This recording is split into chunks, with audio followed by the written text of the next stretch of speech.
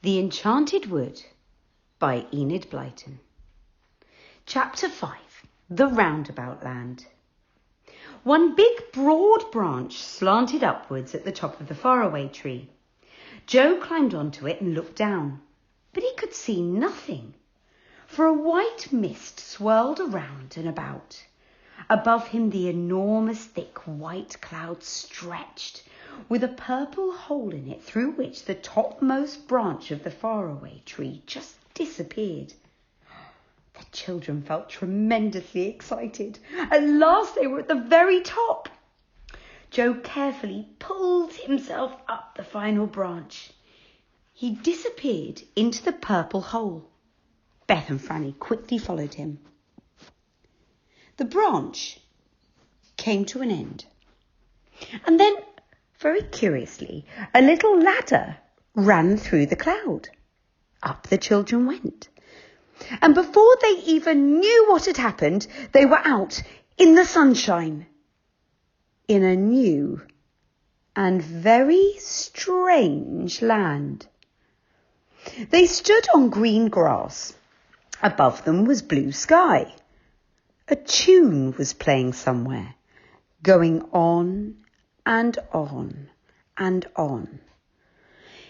"It's the sort of tune a carousel or a roundabout plays, Joe," said Beth, "isn't it?"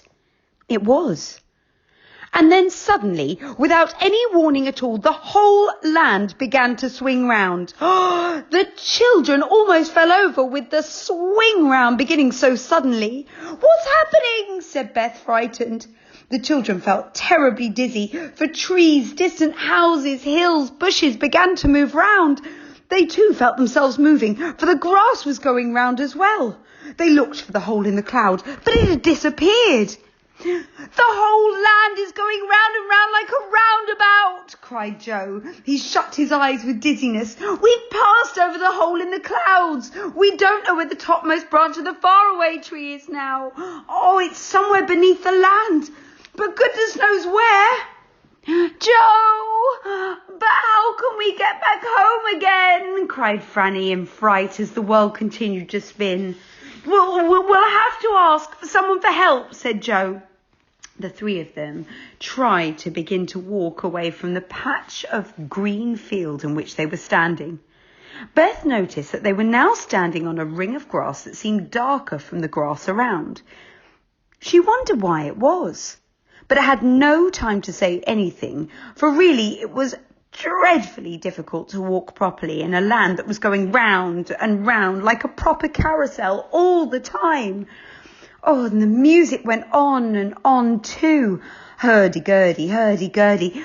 Joe wondered where it came from and where the machinery was that worked the strange roundabout land. Soon they met a tall man singing loudly from a book.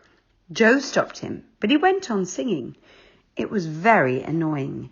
"Hey diddle diddle, hey diddle diddle, round and round and round," shouted the man, whilst Joe tried to make himself heard. "How can we get away from this land?" Joe shouted. "Oh, don't interrupt me. Hey diddle diddle, hey diddle diddle," sang the man, and he beat time with his finger. Joe caught hold of the bony finger and shouted again.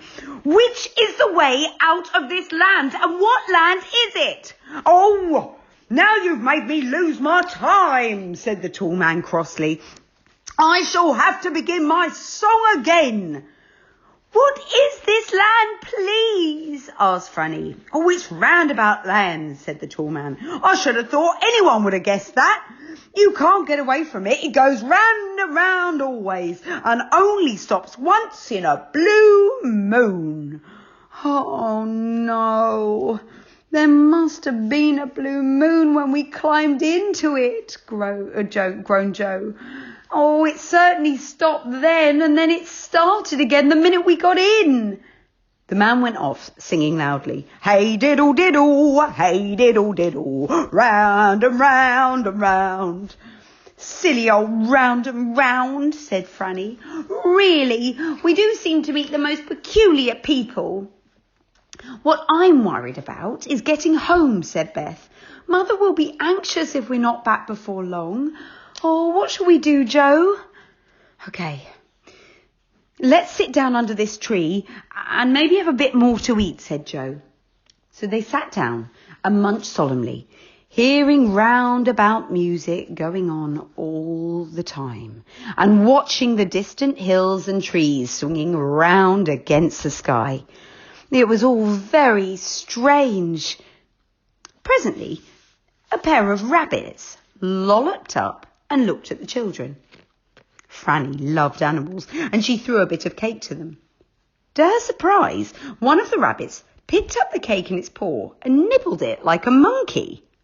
"Oh, thanks," said the rabbit. It's a change from grass. Where do you come from? We haven't seen you before. We thought we knew everyone here.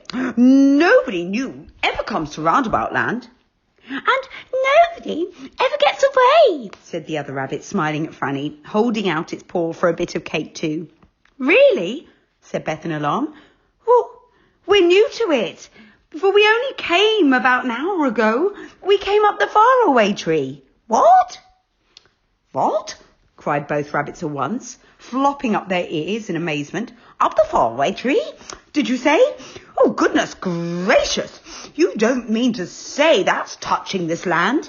"Yes, it is," said Beth. "But I expected this land is swinging round and round, that the topmost branch might be almost anywhere underneath it. Oh, there's no way of finding ourselves out of here." "Oh, no, yes there is," said the first rabbit excitedly. "If we burrow down a little bit, we can make a hole, and we can see the whereabouts of the Faraway Tree and see where it is underneath. We can make we can make the hole, and we can wait for it to come round again when the land swings above it."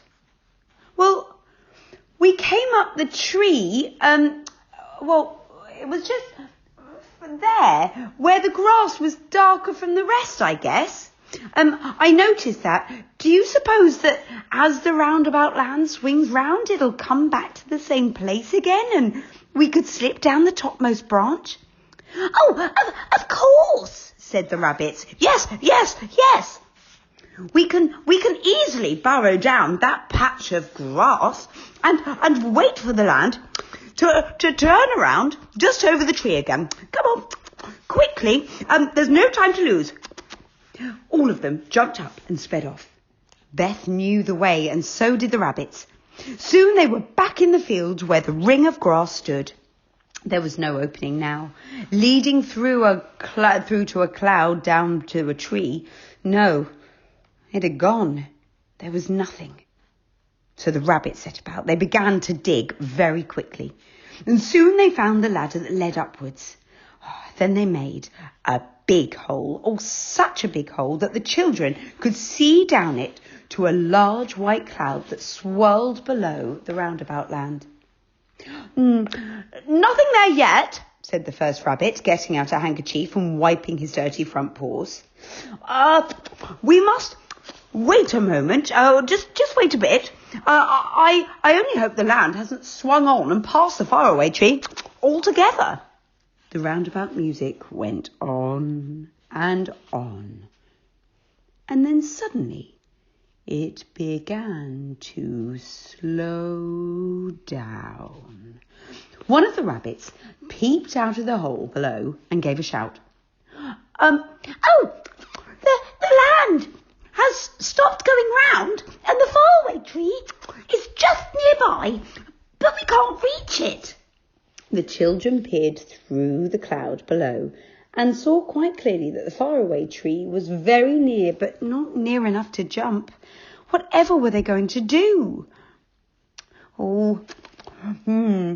Now, don't try to jump, warned one of the rabbits, or you'll fall right through the cloud.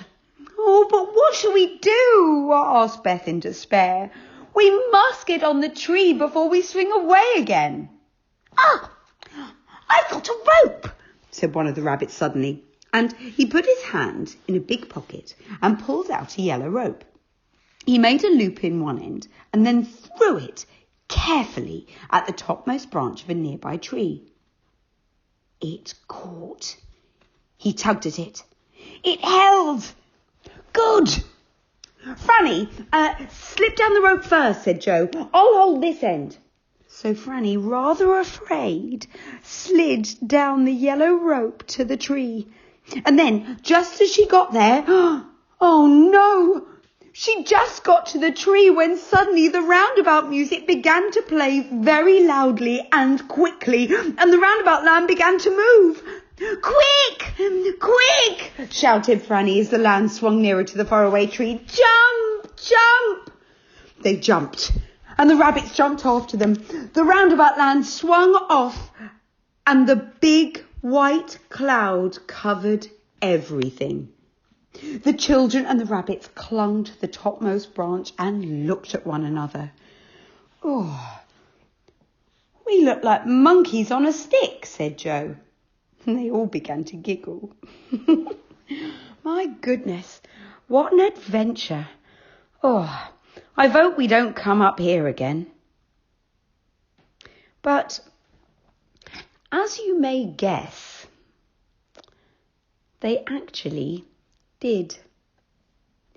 And that is the end of chapter 5. So what do you think their mummies might say when they get home? What do you think their mother might say? And when do you think the next visit to the faraway tree might be? And when they get there, what do you think they'll do? Who do you think they're going to visit? And what land do you think they might find at the top of the tree? We'll find out in chapter 6.